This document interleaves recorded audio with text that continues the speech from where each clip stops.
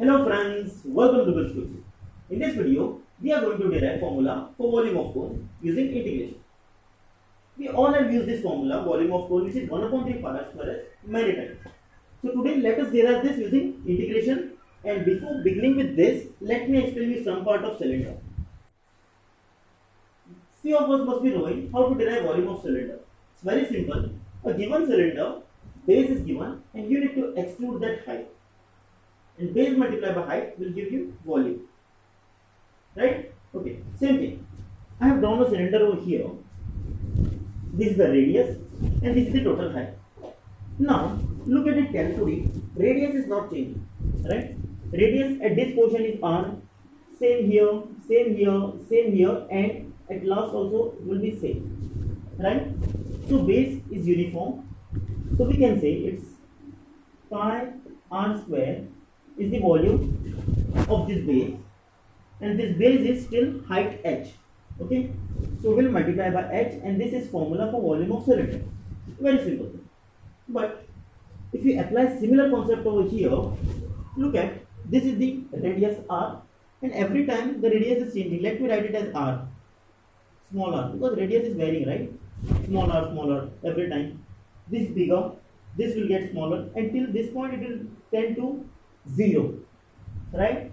Okay, so we cannot apply direct formula, but what we have done, look at over there, a cone is divided into sections, right?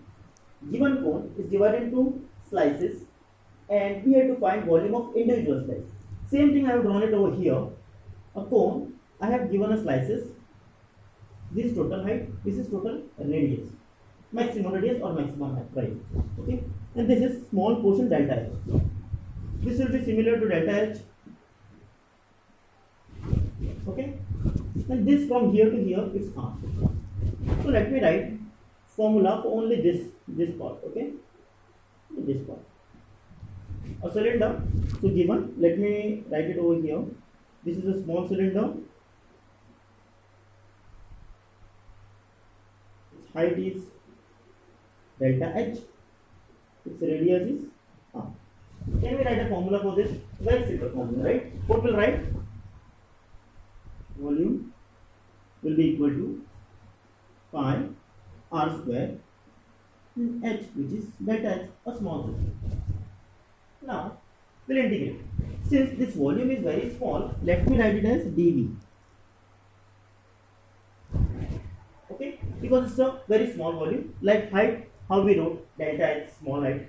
So delta v is a small volume. Now, when you integrate it completely, means dv, volume of this, volume of this, volume of this, 1, 2, 3, everything, all portions, not all portions, so you will get complete v, right? So what will be delta v? Let me explain you over. Delta will be equal to, sorry, v will be equal to delta v1, delta v2, all the value, right, till delta vn. Right? Okay. So I'll write integration of delta v should be equal to integration of pi r square delta h. Right? Okay. Now what is delta h? Delta h is this. Minimum value of delta h is 0. What is the maximum value of delta h? H. So volume will be from 0 to v only. This is a very simple integration formula. Now, before applying integration, always remember, only constants will remain like that only, but variable term should be written in terms of this delta h. Variable term is r square. Okay, we'll change it to r, only r, right? Okay. Can we represent r in terms of h? Let us try. Same triangle. Let me draw a figure over here. Cone. This is center, so let me write as r. Let me draw a vertical line, perpendicular line. Okay. Let me take any portion over here and let me write it as h. Right? At any h, we'll take a small delta h. Okay. So this is h. Since total is h, what will be this? This will be h minus h, right? Clear? Okay. This is r and this will be small r. These two triangles we have. right? Imagine I am taking some portion over here, okay? This will be small portion delta h. So h at height h, we have taken delta h. This thickness is h minus h. This is r. Simple. Now this triangle and this triangle are similar, which this bigger triangle and this smaller triangle are similar. A, B, C, D, E. Okay. Triangle ABC is similar to triangle ADE. Very simple. You can analyze that. This is common. This is parallel. This angle equal, and these are 90 degree. Right? Okay. Now using same theorem, what will represent? See now we are using some law. H minus h upon this height upon total height should be equal to this radius, which is small radius, upon this radius, because these two triangles are similar.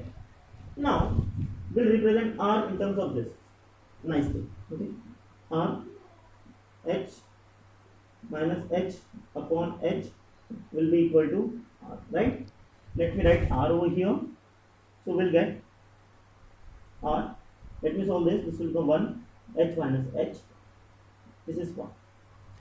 Okay, let me write this as 1 and this as 2. Okay. Now what we'll do, we'll substitute 2 in 1. Very simple thing. Let me substitute over here. Substitute 2 in 1. Let us take this dv. Let me write it as it is. 0 to v delta v will be equal to this part, which is 0 to h pi r. In terms of r, we are writing this. So we'll write r 1 minus h upon h whole square delta h. Here, just we are replacing this r with this full term.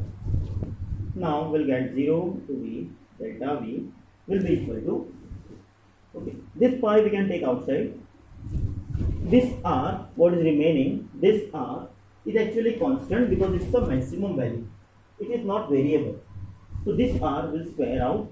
So this will come out over here. What will remain is 0 to h. Only this bracket will remain. Why? Because this h is variable, right? Delta h. Okay, h can be here, h can be till this point, anywhere else. Okay, h is variable. Now what will remain is 1 minus 2h correct, 2ab plus h square delta h. Only this one. Now we'll integrate. So what will remain is pi r square.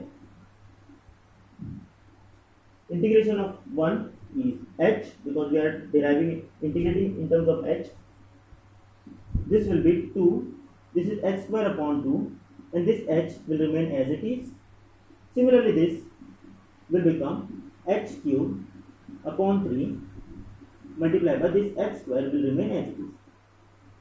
This is from 0 to h. We will have to substitute h in place of this. So what will get? Pi r square. This is h minus 2 will get cancelled. So what will remain is h square upon h. Let me write properly. H square minus upon h plus will remain h cube upon 3 h square. Clear? Now when you cancel out this term, this h and h will get cancelled out. Only this part will remain. So what will be pi r square? Let me write it h minus h plus h upon 3. Correct? H square term and h cube term. Now, okay, this h and minus h will get cancelled. So what will remain is pi r square, this h, and this 1 upon 3. Let me write it over here, and this will swallow.